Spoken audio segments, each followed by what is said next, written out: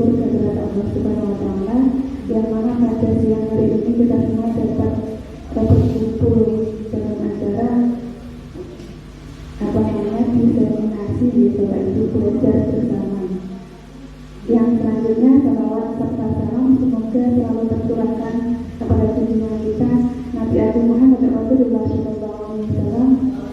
Biqaulina Allahumma sholli ala sayyidina Muhammad, yang mana kita nantikan syafaatul uzma berkelak di yaumul qiyamah. Amin Allahumma. Bapak Ibu semuanya, sebelum kita mulai acara pada siang hari ini, marilah kita bersama-sama berdoa. Semoga dalam acara ini kita semua mendapat ridho Allah Subhanahu wa Ta'ala serta mendapatkan ilmu yang bermanfaat. Amin. Alhamdulillah wa alhamdulillah kita dapat sudah kita.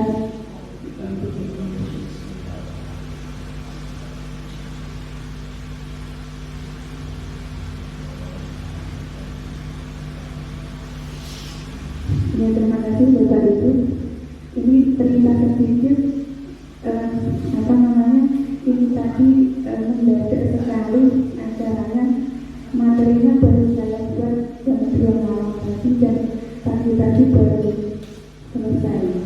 Ini terima kasih sebelumnya Bapak Ibu sudah mengeluarkan waktu untuk aksi nyata saya dalam modul 1.4 ini. Langsung saja Bapak Ibu ya, kita mulai. Yang pertama, ini tentang pemahaman budaya positif dan penerapannya di sekolah. Oleh saya sendiri yang disediani, SPP Angkatan 6 Kabupaten Kendal, Sidoarjo, 22 Oktober 2020. Kemudian, selamat datang Bapak Ibu guru hebat. Mari belajar bersama, berkolaborasi, dan saling mendukung demi mewujudkan disiplin positif di sekolah kita tercinta ini. Dalam modul 1.4 ini, konsep utama modul budaya positif adalah yang pertama disiplin positif, kemudian kebutuhan dasar manusia, kemudian motivasi perilaku manusia, hukuman dan penghargaan, serta yang terakhir posisi kontrol, keyakinan kelas, dan segitiga restitusi.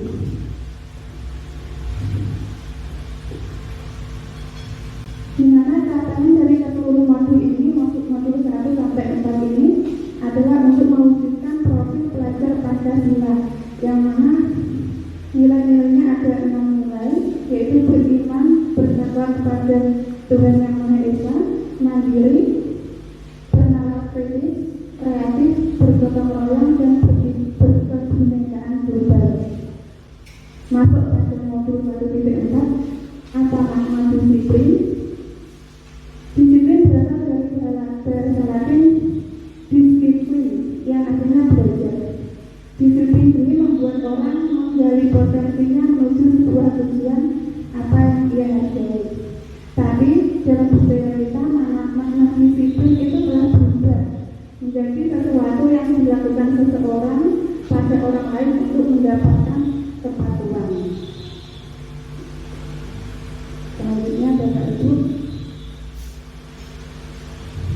disiplin positif merupakan pendekatan mendidik anak untuk membentuk kontrol diri dan pembentukan percaya diri, sehingga mereka bisa berperilaku dengan mengacu pada nilai-nilai kebajikan universal dan memiliki motivasi intrinsik, bukan ekstrinsik.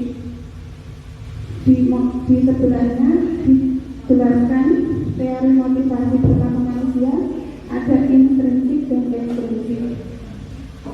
Yang hubungan ini kebanyakan dari anak didik kita adalah untuk menghindari hubungan. Mereka mematuhi peraturan untuk menghindari hubungan. Nah, itu merupakan motivasi ekstrinsik, motivasi dari luar. Kemudian yang kedua, anak didik kadang dia belajar itu karena untuk mendapatkan imbalan.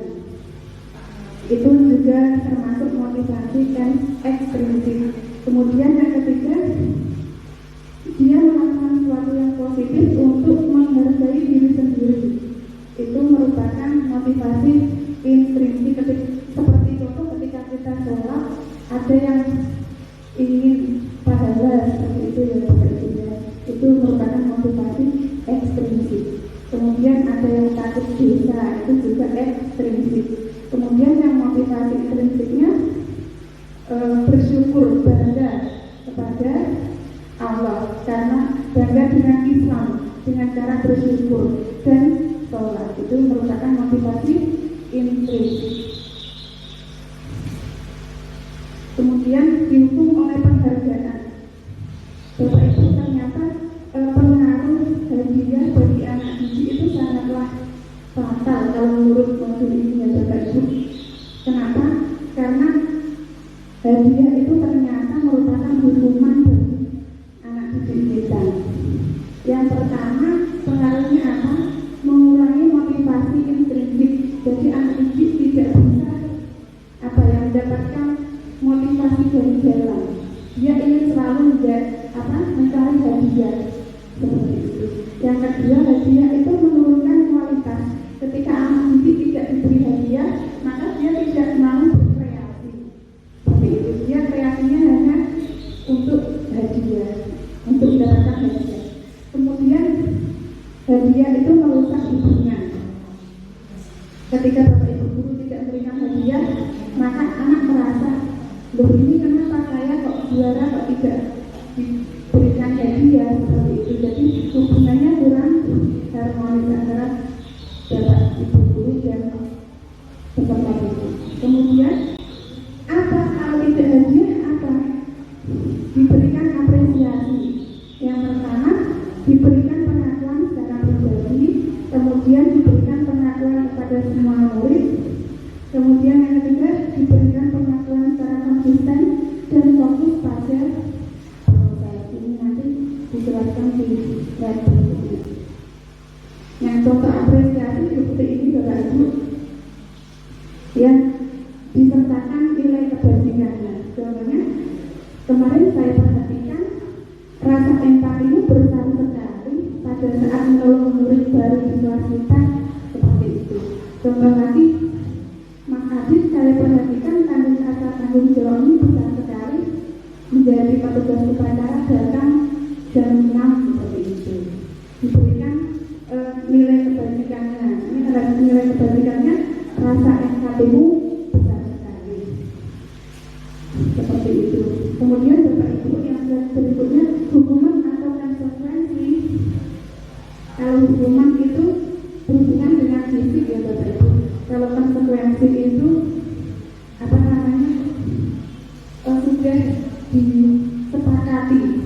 sudah disepakati bersama. Contohnya yang pertama, menggantikan kertas senam yang telah dicoret-coret itu termasuk hukuman atau konsekuensi Bapak Ibu. Konsekuensi ya Bapak Ibu ya. Kemudian yang kedua, hari mengelilingi lapangan karena terlambat masuk sekolah, itu hukuman atau konsekuensi Bapak Ibu. Itu hukuman ya Bapak Ibu ya. Kemudian membersihkan tumpahan air di meja karena tersenggol, itu konsekuensi. Kemudian murid diminta untuk melepas sepatu seharian karena tidak menggunakan sepatu hitam, itu hukuman. Pada slide berikutnya, setiap tindakan memiliki alasan. Mungkin anak didik kita melakukan pelanggaran itu memiliki alasan.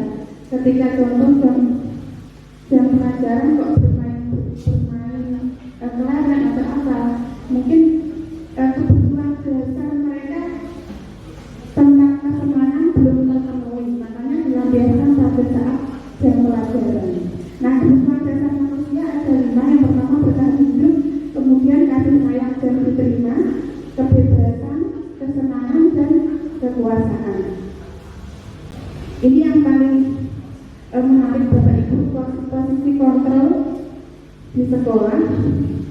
Kita bisa menerapkan posisi kontrol di sekolah ini ya. Ada 5 posisi kontrol. Yang pertama sebagai penghukum, yang kedua sebagai pembuat rasa bersalah, kemudian yang ketiga sebagai teman, yang keempat sebagai pemantau, dan yang kelima sebagai manajer.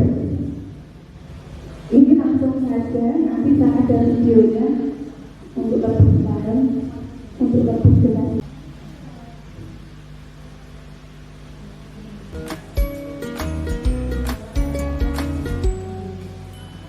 Salam bahagia Ibu dan Bapak guru hebat. Dalam penerapan disiplin positif restitusi, salah satu program yang dikembangkan adalah 5 posisi kontrol. 5 posisi kontrol dalam restitusi adalah proses perjalanan seorang pendidik agar dapat mengenali dirinya. Pada video kali ini, kita akan membahas tentang 5 posisi kontrol yang dikembangkan oleh Diane Goossen dan contoh penerapannya.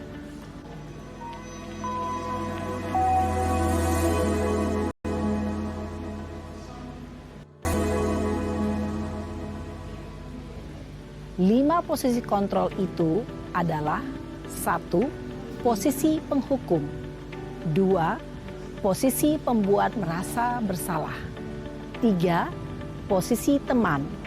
4. Posisi pemantau atau monitor. Dan 5. Posisi manajer. Untuk lebih memahami kelima posisi tersebut, mari kita saksikan kasus Naren yang terlambat hadir 20 menit di sekolah dan melihat bagaimana kelima posisi kontrol dalam menghadapi masalah tersebut.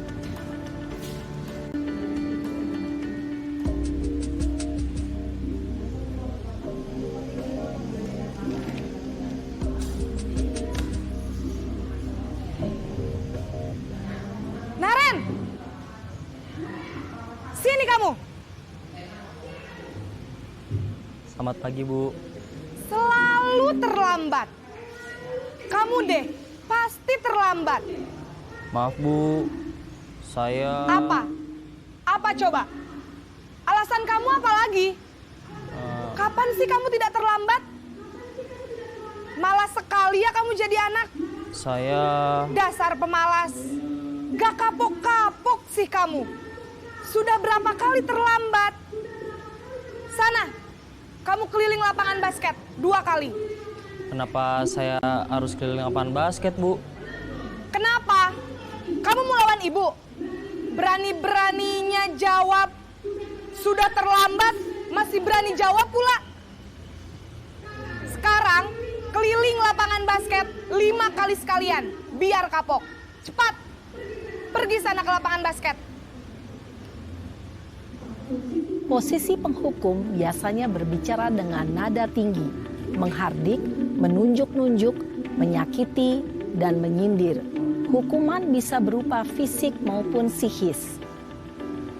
Ibu dan Bapak guru hebat, dampak yang terjadi pada murid ketika guru berada pada posisi penghukum adalah murid cenderung akan memberontak, bahkan menyimpan dendam.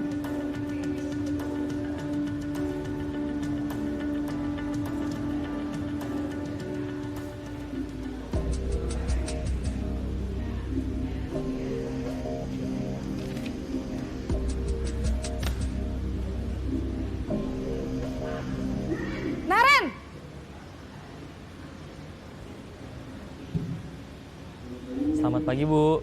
Naren. Kamu kenapa terlambat lagi, nak? Ya Tuhan, Naren. Kamu senang ya bikin ibu susah ya? Kalau kamu terlambat lagi, nanti ibu yang ditegur Bapak Kepala Sekolah, nak. Disangka ibu tidak bisa membina kamu. Duh, gimana ini? Maaf, Bu. Duh, Gusti Naren. Kamu suka ya kalau ibu ditegur Bapak Kepala Sekolah? Terus, sekarang ibu harus tulis apa ini di buku absen? Ini kamu sudah sering terlambat loh. Ibu harus apa coba? Maaf, Bu. Maaf sekali. Ya sudah, lain kali jangan bikin ibu susah lagi ya, nak ya. Ibu tidak akan kuat lagi kalau kamu begini terus. Bisa jantungan kalau ibu ditegur Bapak Kepala Sekolah. Sana cepat ke kelas. Maaf ya, Bu. Maaf sekali. Posisi pembuat rasa bersalah berbicara dengan nada tenang, cenderung lembut, Namun kata-kata yang diutarakan membuat murid merasa menjadi orang yang gagal. Memandang buruk dirinya sendiri, merasa tidak berharga, dan tidak sanggup membahagiakan orang lain. Ketika guru mengambil posisi pembuat rasa bersalah, murid akan menganggap dirinya yang bersalah dan ia akan menyimpan emosi negatif tersebut di dalam dirinya.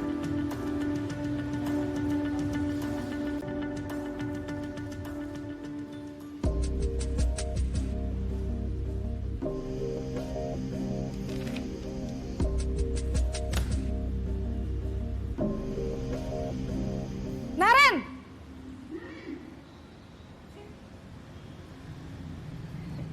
Selamat pagi, Bu. Wah, sudah jam berapa ini, Nak? Terlambat lagi ya, sayang. Iya, Bu. Habis ibu saya lupa bangunkan saya, Bu. Kamu malah menyalahkan ibu kamu. Kamu bukannya anak yang larinya paling kenceng. Kok terlambat sih? Iya, Bu. Saya memang terlambat bangun tadi. Jadi, biarpun saya lari kencang, tetap gak kekejar, Bu. Ya sudah sana, nanti lain kali larinya lebih kenceng lagi ya. Biar gak terlambat lagi. Bikin seneng ibu, demi ibu. Bisa kan? Bisa lah, Bu. Ya sudah sana masuk kelas. Ibu beresin urusan absen kamu. Kamu ini ada-ada saja. Dalam posisi teman, guru berbicara dengan nada suara ramah, akrab, cenderung bersenda gurau untuk menjaga suasana tetap santai. Murid akan merasa senang, aman, dan akrab dengan guru. Identitas yang tercipta adalah identitas sukses atau berhasil. Namun, perlu diingat, karena ini masih dorongan eksternal, maka ada faktor ketergantungan dari murid kepada orang tertentu. Di sini guru absennya, sehingga di lain waktu murid bisa berperilaku baik, namun hanya kepada orang-orang tertentu saja.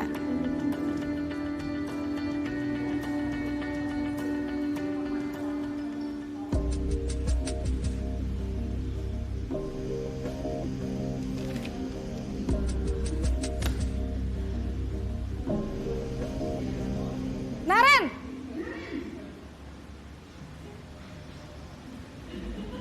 Selamat pagi, Bu.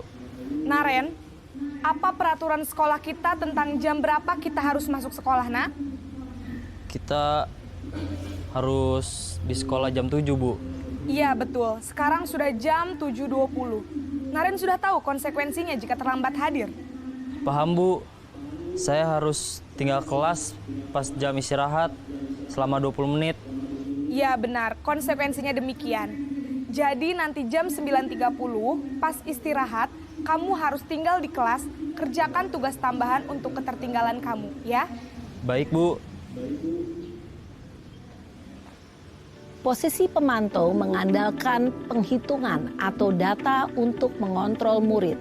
Guru mengarahkan murid berdasarkan peraturan dan konsekuensi. Seorang pemantau menunjukkan bahasa tubuh dan ekspresi wajah yang datar dan cenderung formal.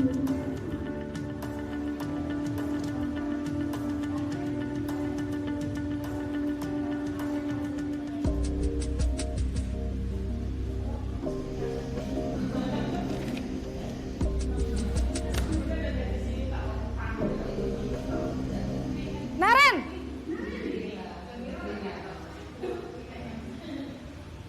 Selamat pagi, Bu. Selamat pagi, Naren. Maaf, Bu. Saya terlambat. Iya, sekolah masuknya jam 7, sekarang sudah jam 7.20. Jadi sekarang bagaimana ini, Naren? Maaf, Bu. Saya lupa setel alarm saya semalam. Baiklah, menurut kamu, keyakinan sekolah yang mana yang perlu kamu tingkatkan? Menghargai diri sendiri dan orang lain mungkin ya, Bu. Setuju. Jadi, apakah Naren meyakini prinsip saling menghormati tersebut? Iya, Bu. Saya meyakininya. Apakah Naren bersedia memperbaiki masalah keterlambatan ini? Bersedia, Bu. Bagaimana kamu akan perbaiki masalah keterlambatan ini? Saya akan coba untuk tidak lupa menyetel alarm saya, Bu. Baik, kalau Naren lupa menyetel alarm di rumah, ada orang yang kira-kira bisa bantu mengingatkan tidak? Ada Bu, kakak saya, Kak Ema. Ada lagi selain Kak Ema? Selain Kak Ema, ada ibu saya. Baik, jadi yang mengingatkan Naren adalah Kak Ema dan ibu kamu ya? Kira-kira akan mulai setel alarm kapan nih Naren? Setelah pulang sekolah, akan segera saya lakukan. Baik, jadi Naren akan setel alarm untuk bangun besok pagi dan akan diingatkan oleh kakak dan ibunda Naren ya. Ada lagi yang mungkin perlu dilakukan Naren agar tidak terlambat bangun lagi? Tidak ada Bu. Baik Naren, terima kasih untuk kerjasama kamu. Sekarang kamu perlu kembali ke kelas untuk belajar. Baik Bu, terima kasih. Posisi manajer adalah posisi kontrol yang disarankan untuk membimbing murid memiliki sikap disiplin yang positif, yaitu murid yang mandiri, bertanggung jawab, dan dapat memecahkan masalah. Tujuan dari posisi ini adalah agar murid dapat berefleksi atas tindakannya. Guru akan dengan tulus memberikan pertanyaan-pertanyaan bermakna, sehingga membuat murid dapat belajar dari kesalahannya dan mencari sebuah solusi untuk menyelesaikannya. Ibu dan Bapak guru hebat, setelah mengamati adegan kelima posisi kontrol tadi, kira-kira posisi mana yang paling ideal? Posisi mana yang dapat menunjang motivasi intrinsik murid? Ya, tentu posisi manajer. Posisi ini memang posisi ideal yang ingin dituju setiap pendidik. Pada posisi inilah, guru dapat menerapkan disiplin positif yang berpihak pada murid, yang memerdekakan murid.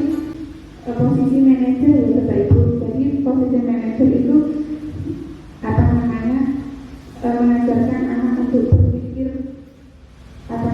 bagaimana cara pemecahan masalahnya, seperti itu. Apa yang telah diperbuat dan bagaimana cara menyelesaikannya, seperti itu. Kemudian selanjutnya, apa itu restitusi? Ini ada hubungannya erat dengan restitusi dan bagaimana penerapan segitiga restitusi. Restitusi adalah proses menciptakan kondisi bagi murid untuk memperbaiki kesalahan mereka sehingga mereka bisa kembali pada kelompok mereka dengan karakter yang lebih kuat. Restitusi juga merupakan proses kolaboratif yang mengajarkan murid untuk mencari solusi untuk masalah mereka dan membantu murid berpikir tentang orang seperti apa yang mereka ingin menjadi atau tujuan mereka ingin menjadi orang seperti apa dan bagaimana mereka harus memperlakukan orang lain, seperti itu Bapak Ibu.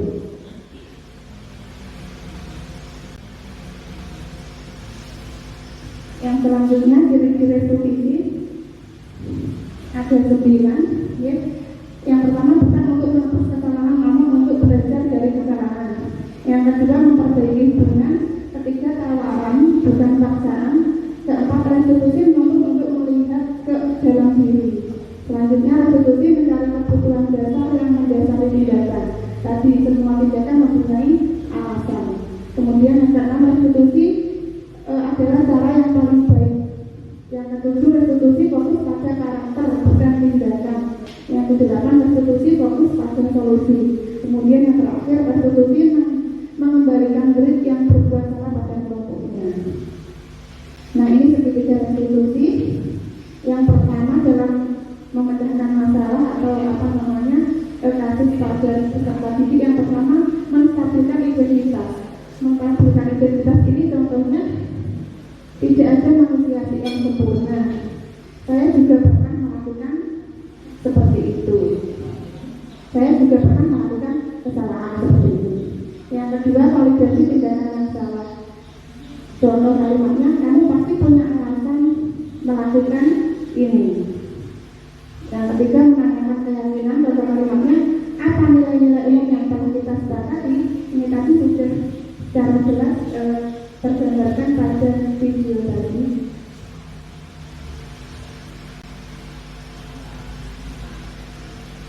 Ini video penerapan restitusi ketika restitusi. Ibu dan Bapak guru, berikut ini akan ditunjukkan bagaimana seorang guru berada dalam posisi manajer menggunakan penerapan segitiga restitusi.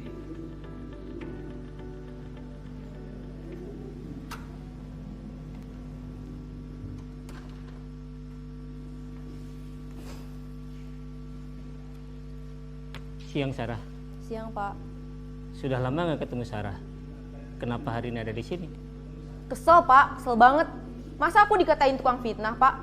Ya aku marah lah. Aku balik ngatain Eka di depan kelas. Kesel banget. Oh begitu. Ya pasti kamu marah dan kesal. Bapak juga akan marah apabila ada yang menuduh Bapak seperti itu. Kemudian pada saat itu kamu mau melakukan apa? Ya saya langsung ngatain Eka lah, Pak. Kesel banget. Saya bentak-bentak dia depan teman-teman lain. Oh begitu. Pasti kamu melakukan seperti itu karena suatu alasan tertentu bukan? Iyalah, masa saya diam saja, Pak? Ya saya bela diri lah. Masa saya dituduh tukang fitnah? Ya wajarlah. Mempertahankan harga diri itu sesuatu yang penting buat kamu. Untung kamu tidak bertindak lebih gegabah lagi. Hanya membentak-bentak. Iya, Pak. Untung saya masih bersabar dan hanya membentak saja. Sudah gemes padahal. Saya pasti bela diri lah. Ya pasti ya. Tapi kamu memilih untuk tetap bertahan dan bersabar. Kamu memilih untuk tidak berbuat lebih parah lagi bukan? Iya. Nah, sekarang coba kita lihat lagi. Tindakan kamu yang bentak-bentak Eka di kelas. Tindakan kamu itu kira-kira sesuai dengan keyakinan kelas atau prinsip kamu tidak? Enggak lah, Pak. Capek, Pak, jadi pemarah. Jadi keyakinan atau prinsip mana yang kurang sesuai dengan keinginan kamu? Ya, saya sebenarnya sangat menghargai orang lain. Mungkin saat itu saya menjadi emosi, jadi tidak menunjukkan sikap itu. Kamu meyakini tidak? Menghargai orang lain itu penting buat kamu. Yakinlah, Pak. Iya, setuju. Kita harus saling menghargai. Namun, ada juga keyakinan yang kita sepakati yang perlu kita jalankan apabila kita sedang marah, bukan? Ya, saya bisa lebih proaktif, mulai dengan diri sendiri. Saya bisa jadi lebih bersabar, mengambil waktu jeda untuk berpikir mau apa selanjutnya. Kira-kira kamu bersedia memperbaiki masalah ini tidak? Bersedia, Pak. Kalau kamu memperbaiki masalah ini, kamu akan menjadi orang seperti apa? Saya akan menjadi orang yang bertanggung jawab kali ya, Pak. Dan senantiasa proaktif. Iya, menurut kamu bagaimana rasanya menjadi orang seperti itu? Ya nyaman lah, bangga bisa bersabar dan menahan diri. Baiklah kalau begitu. Yuk kita pikirkan bagaimana memperbaiki masalah ini.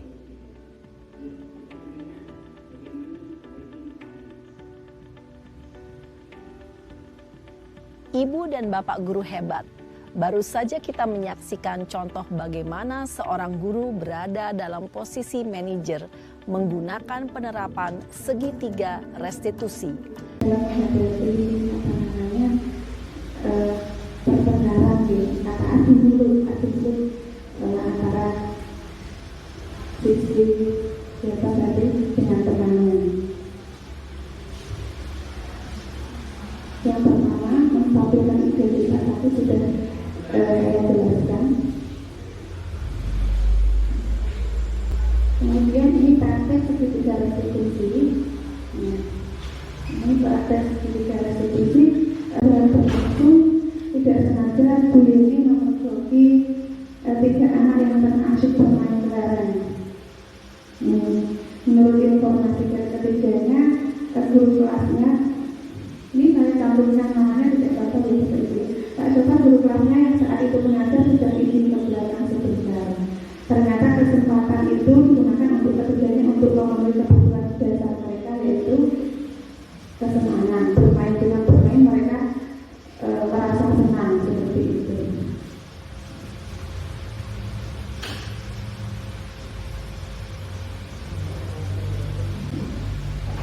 Mari kita saksikan ini lokasinya di perpustakaan Bapak Ibu. Jadi ini memang tidak skenario, ini asli. Saat itu saya sedang lewat di kelas, kemudian ada 3 anak yang bermain kelereng, kemudian saya beri pertanyaan seperti yang dicontohkan penerapan segitiga restitusi tadi. Saya beri pertanyaan, tadi sepertinya asik bermain seperti itu. Tadi bermain apa? Bermain kelereng. Oh, enak ya bermain ya. Tadi sepertinya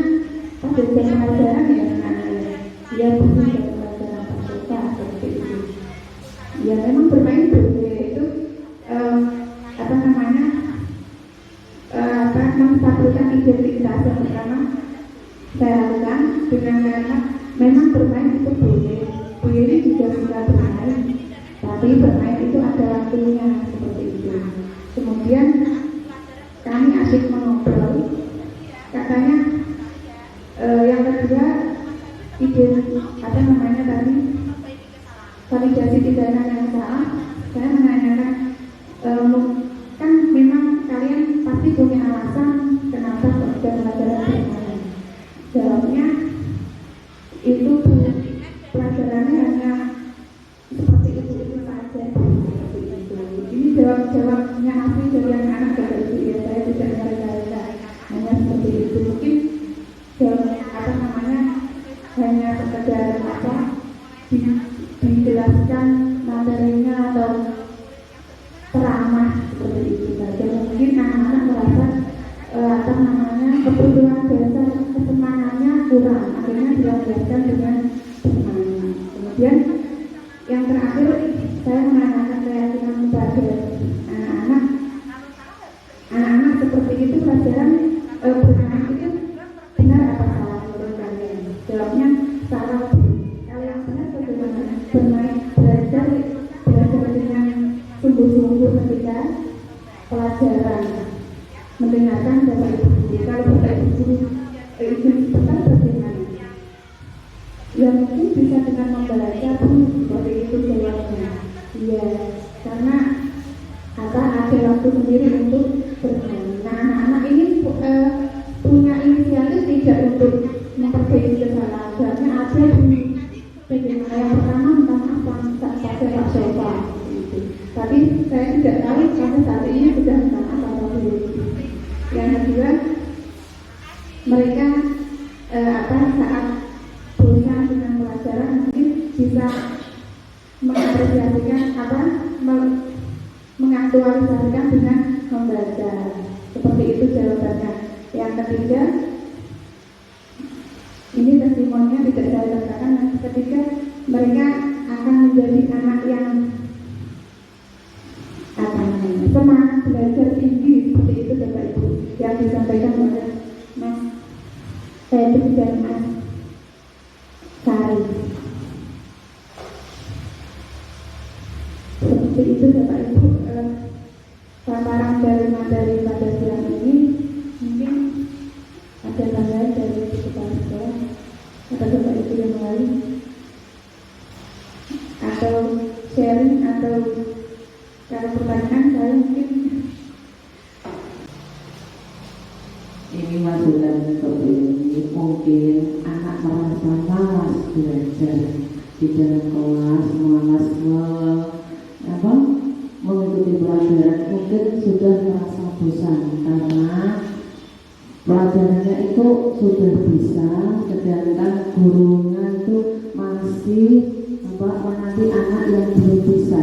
Jadi anak yang sudah bisa merasa bosan dengan pelajaran itu, terus dialihkan dengan bermain, tidak mendengarkan apa yang diajarkan guru. Nah, untuk mengatasi masalah itu, salah satu jalan anak yang sudah merasa bisa itu diberi soal yang agak sulit.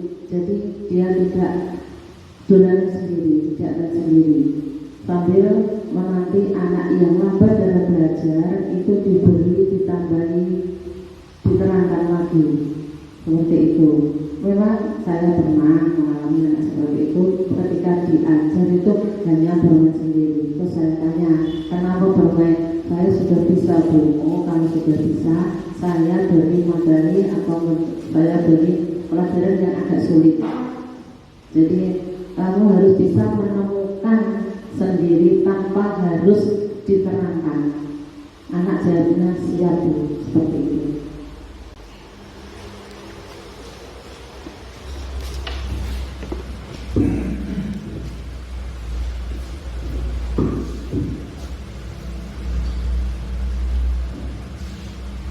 Terima kasih Kepala Sekolah. Ya, saya juga sangat bersyukur sekali. Seharusnya seperti saya, jadi seorang guru itu harus mempunyai catatan siswa gitu. Jadi siswa ini sudah pencapaiannya sudah sampai mana, yang siswa ini sudah sampai mana. Jadi tidak sama pelajarannya antara siswa yang satu dengan siswa yang lain. Dan seperti kelas 1 terutama ada yang tidak bisa menulis, mungkin diberikan materi cara menulis, cara membaca tidak sama dengan anak-anak yang sudah mengajar membaca. Seperti itu. Terima kasih Ibu Kepala Sekolah. Kemudian mungkin Pak Rizky monggo.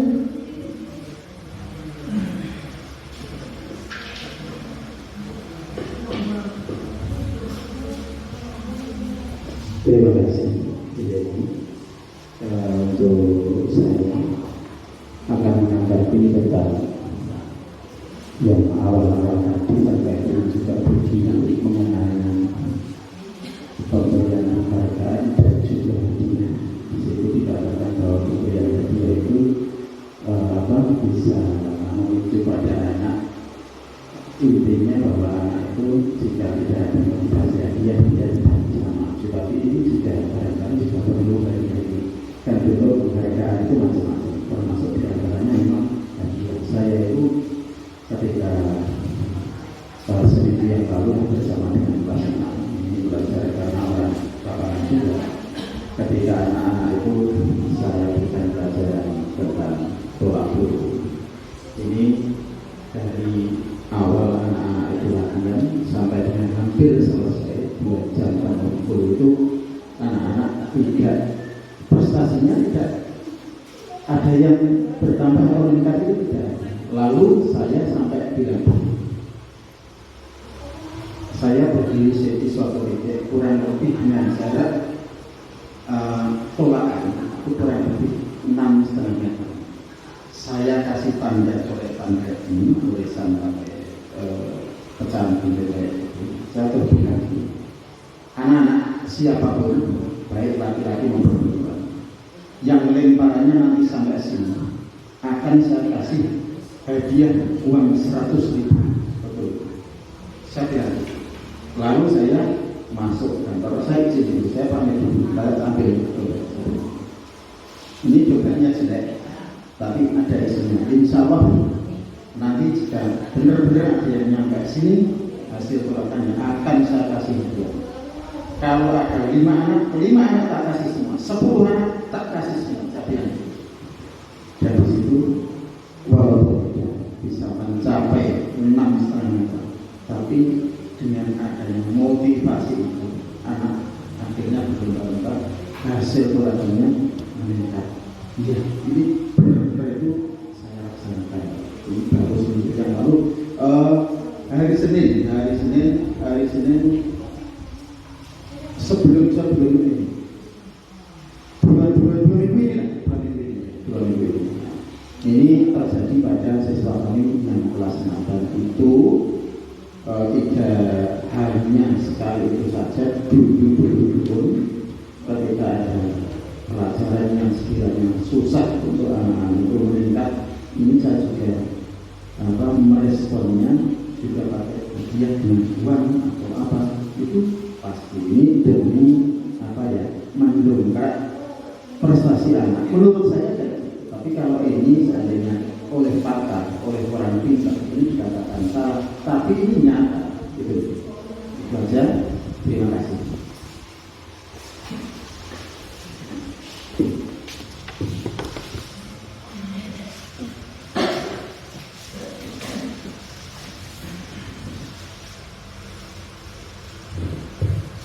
Terima kasih Pak Rosidi.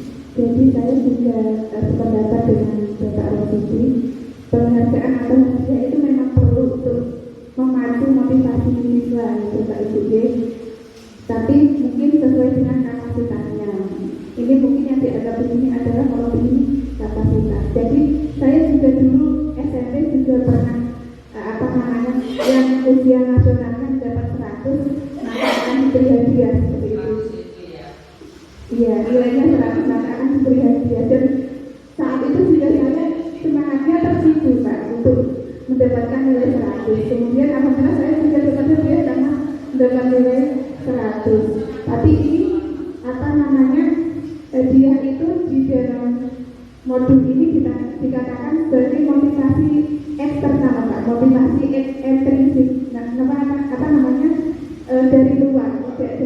Oke. Kalau ini modul ini tujuannya adalah untuk menumbuhkan motivasi dari dalam seorang siswa seperti itu. Bisa boleh dengan hadiah, tapi sesuai dengan kapasitasnya untuk memacu. Memang kan kalau untuk memacu dari dalam kan dari luar harus dibuka dulu ya Bapak Ibu. Ya, terima kasih Bapak Ibu. Mungkin ada yang lain Bapak Ibu. Kalau tidak mungkin sudah kita cukupi saja Bapak Ibu ya. Mohon maaf Bapak Ibu meluangkan waktu yang begitu lamanya. Semoga ilmu ini bermanfaat. Saya akhiri. Wassalamualaikum warahmatullahi wabarakatuh.